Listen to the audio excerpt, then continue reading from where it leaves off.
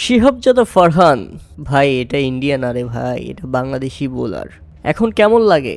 মাথাটা নিচু করে লজ্জা তো ঠিকই পেয়েছেন। রাজশাহী ওয়ারিয়ার্স ইনিংসের চতুর্থ ওভারের ঘটনা ছিল সেটি।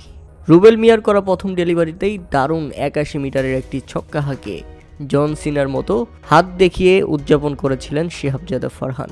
কিন্তু সেটার প্রতিশোধ যে নেবেন রুবেল মিয়া, সেটা হয়তো বা শিহাবজাদা ফারহান বুঝতে পারেন। এরপর দুর্দান্ত ডেলিভারি এবং শিহাবজাদা ফারহান আউট। আর আউট হওয়ার পর সেই জবাবটা অবশ্য দিয়েছেন রুবেল মিয়া।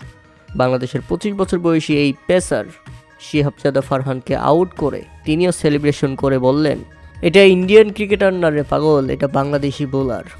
তোমাকে আউট করা বেডরুমে শুয়ে থাকার মতোই সহজ। এরপর শুয়ে থেকেও দেখিয়েছেন রুবেল মিয়া। হাড্ডাহাড্ডি সেলিব্রেশন, এই জন্য শত্রু খেলা। প্রিয় দর্শক, এই মুহূর্ত যারা দেখেছেন তারা সত্যিই এনজয় করেছেন।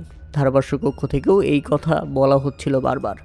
বাংলাদেশি বোলারের কাছে হেরে গেল শিহাবজাদা ফারহান।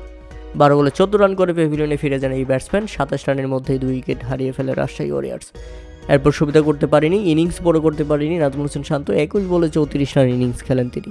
তাদের 83 রানের মধ্যেই নিজেদের তৃতীয় উইকেট হারিয়ে ফেলে রাজশাহী ওয়ারিয়ার্স।